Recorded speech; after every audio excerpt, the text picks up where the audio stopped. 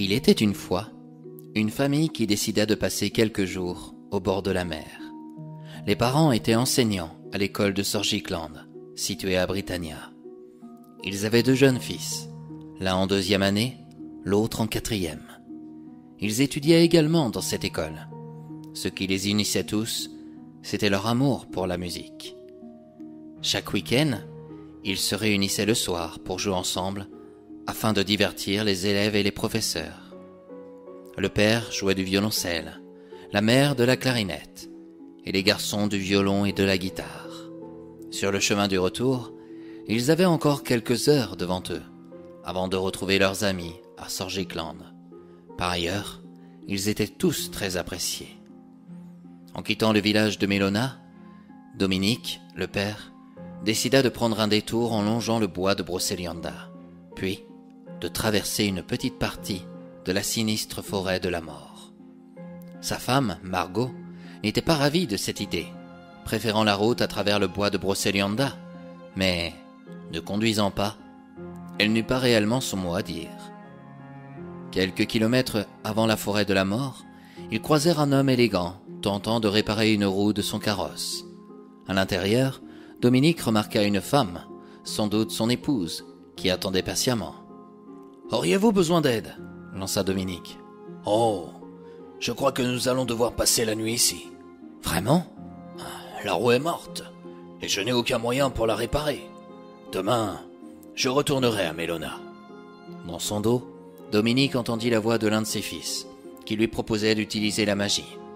Il l'ignora, car il ne voulait pas la pratiquer de cette façon, même pour aider un inconnu.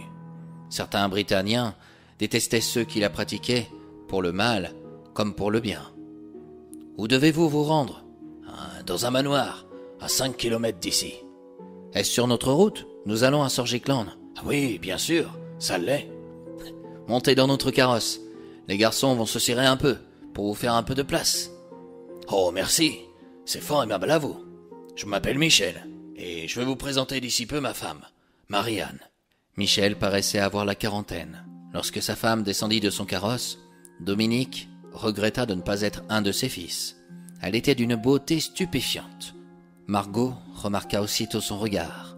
Elle lui donna un coup de coude. « Aïe ! Mais qu'est-ce qui te prend ?» Jeté à l'œil. « Pas de ça avec moi. »« Oh, tout de suite. On peut quand même y regarder.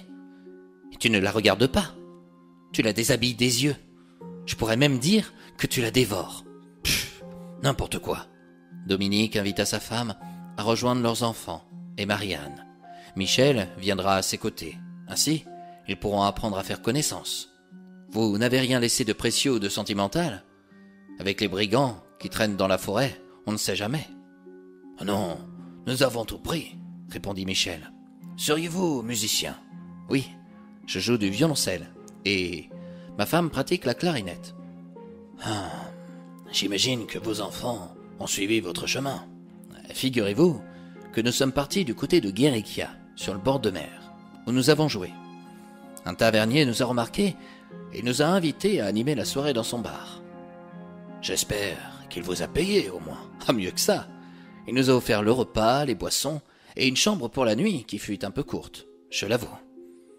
Pardonnez-moi d'être maladroit à votre égard, mais seriez-vous prêt à jouer pour moi ce soir ?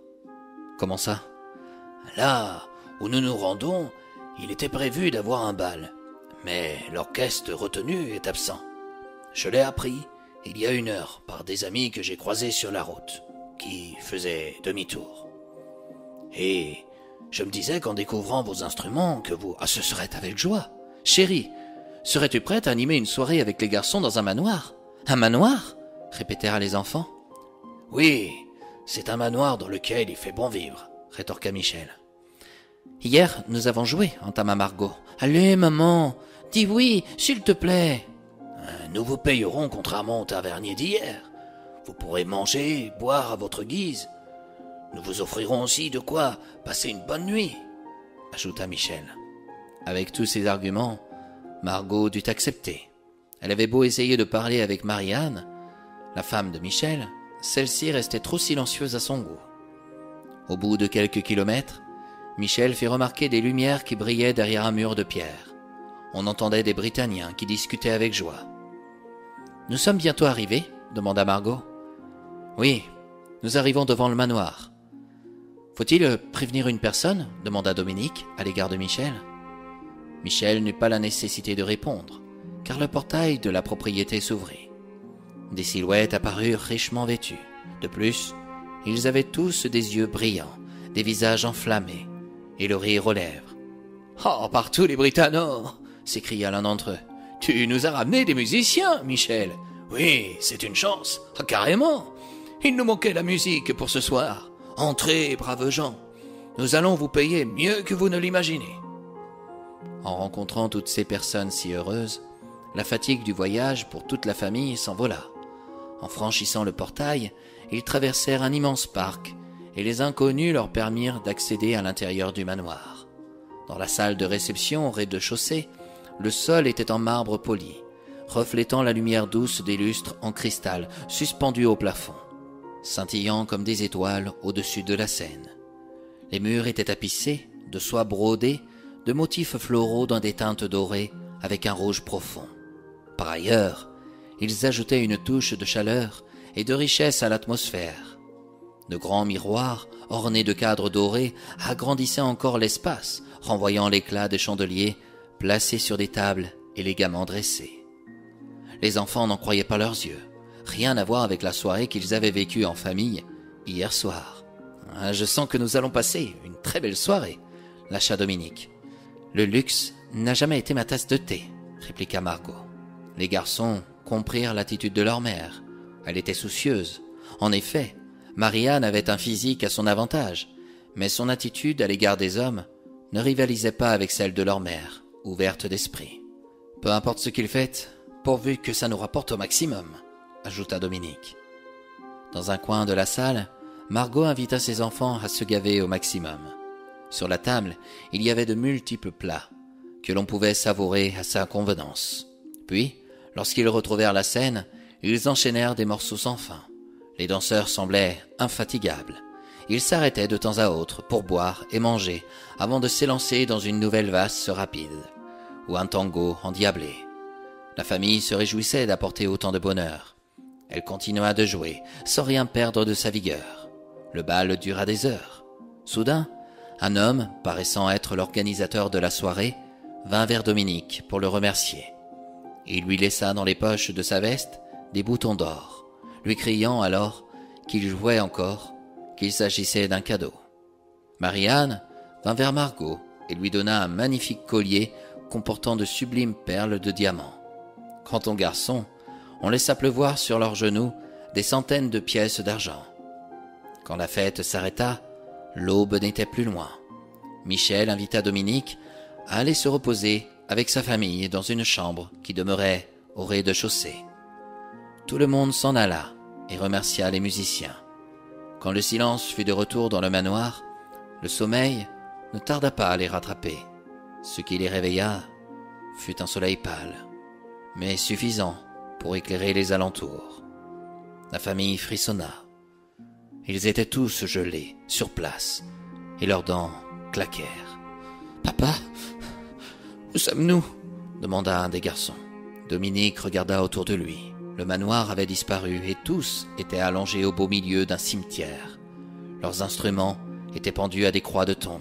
« Je croyais que c'était une légende. Je le savais. Nous nous sommes fait avoir, » lâcha Margot. « Ça ne nous dit pas où l'on se trouve, papa. » « Nous sommes dans le cimetière des oubliés. Mais c'est un cimetière qu'on ne trouve pas facilement. D'après la légende, il se situe au centre de la forêt de la mort. Oh, nous allons tous mourir. Non, les garçons. Nous allons nous lever et rentrer à l'école pour nous réchauffer. Si nous restons une minute de plus ici, nous allons attraper la mort pour de bon, rétorqua Margot. Papa, les pièces d'argent ont disparu. Comment ? À toute vitesse, Dominique prit sa veste pour vérifier s'il avait toujours ses boutons d'or. Mais, à la place, il sortit de sa poche le cadavre d'une souris.